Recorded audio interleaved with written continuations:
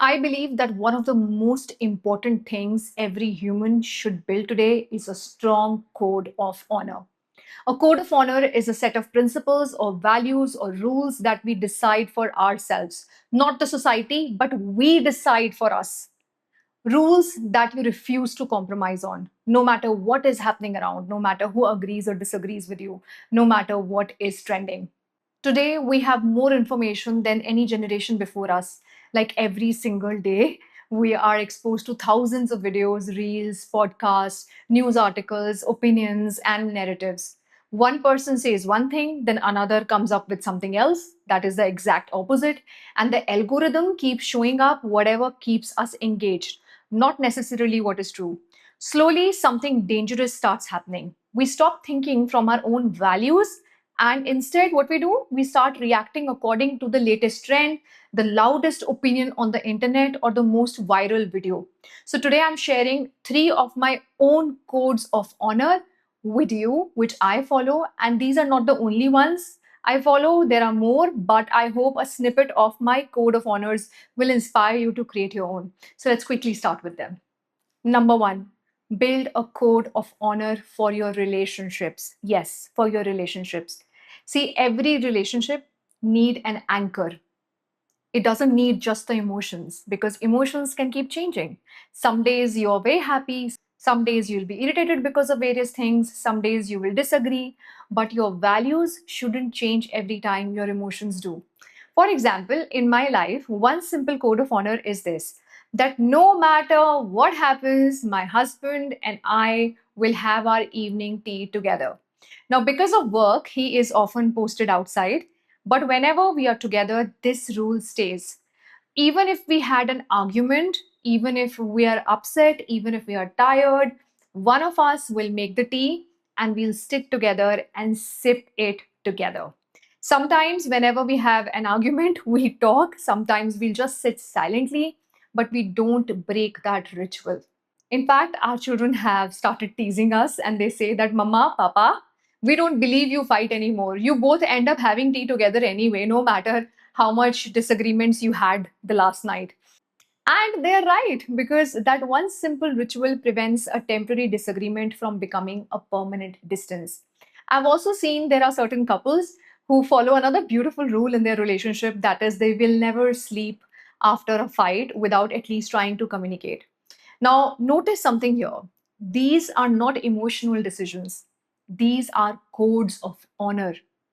You decide the rule before the difficult day arrive and you stick by those rules. So when your emotions are high, your values will guide your behavior.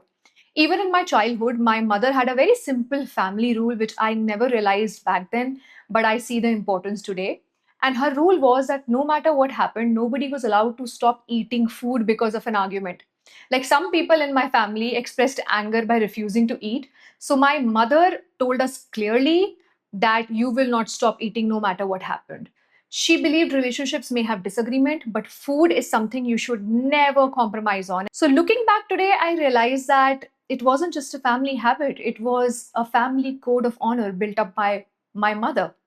Number two, also build up a personal code of honor. So, most of you know that I come from a village background. Growing up, I heard abusive language all around me. Unfortunately, in our society, many abuses are directed towards mothers and sisters. People use them so casually that they become a part of our everyday language. But my brother and I made one decision very early in our life. We decided that we will never abuse anyone, not in anger, not in frustration, not even if someone abuses us first. I have grown up listening to these abuses, but today my this code of honor has become one of the strongest codes in my life. If I disagree with someone, I'll disagree firmly. If someone crosses my boundary, I block them. I stop talking to them. But it's very, very clear for me that I will never abuse them. I will choose to walk away. And there is another small thing I consciously follow, that if I address someone respectfully as uncle, auntie, or aap, I continue addressing them as aap even during a disagreement. I never do tu tadak or become abusive. because respect should not disappear the moment emotions high or a disagreement happens. For me, my words represent my character, not the other person's behavior. So your values should never become dependent on someone else's reaction or action, because the moment your principles change according to the person standing right in front of you, they are no longer your principles. It means you have given up. You have given the control of your own power to them. Number three, build a strong code of honor for truth. Now, this is probably more important today than ever before because we live in the age of social media.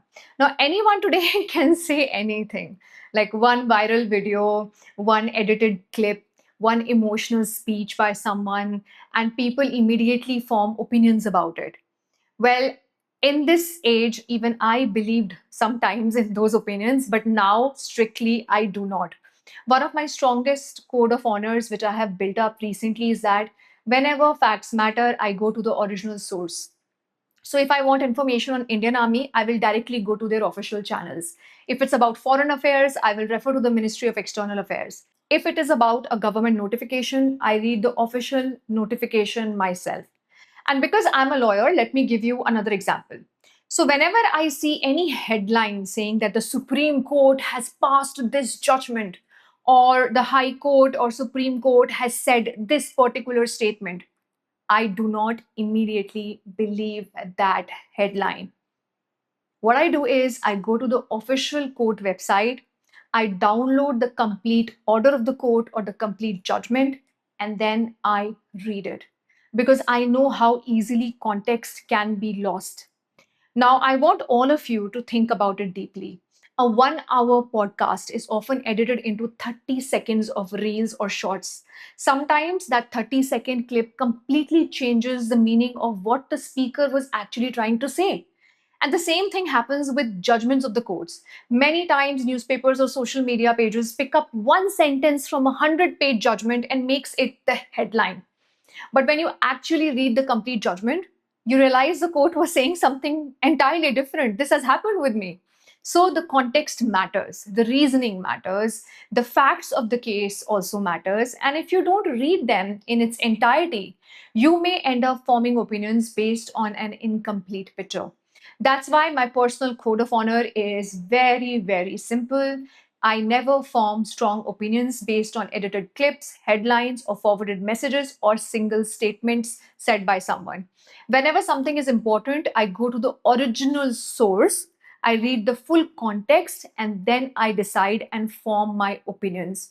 Because in today's time, I think opinions have become very cheap, while truth requires effort. So I believe that a strong code of honor or set of rules and principles which you make for yourself will make you emotionally stable. It will make your decisions consistent. It will protect your relationships with others and with yourself. It will protect your peace, your reputation, and most importantly, it will protect your individual identity. Because once you know what you stand for, nobody can manipulate you easily. No trending narrative, no opinions of others, no viral reels, no emotional speeches by someone, no social pressure. Because your past is a memory, your future is a choice. But your code of honor decides who you become every single day, no matter what's happening around you. So today, I want you to give all of you one small exercise. Do it if you're willing to do it.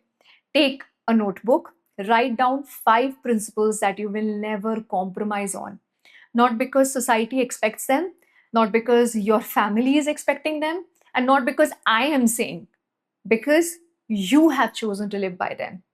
Maybe your code is, let me give you an example, like, I will never lie, or like, I will always keep my word or promises, like, I will never insult someone in anger, I will always verify information before sharing it.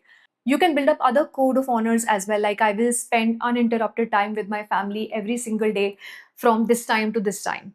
Whatever your principles are, write them down, read them every single day, and most importantly, live by them. Because your habits build your character, but your code of honor will protect that character. And in a world where everyone is trying to influence your mind, your code of honor will help you keep your own. So, whenever there will be noise around, there will be different opinions around, you will just open up your code of honor and will stick to it. Now, if you would like to explore this idea further, I would recommend reading Little Voice Mastery by Blair Singer. It's an excellent book about mastering your internal voice and living with discipline instead of reacting emotionally. Another book which I will highly recommend is The Road to Character by David Brooks. Now, it beautifully explains why character and values matter far more than external success. And all I want to say is that your reputation is what people think you are, but your character is who you are when no one is watching. And your code of honor is what ensures that these two never drift far apart from each other. If you like this video, make sure you're subscribed to Speak with Power so that I can post more such videos and share my experiences and learnings with you all. I am Captain Ritu Kumar Singh and I'm now signing off. I'll see you in the next video. Jai Hind, Namaste.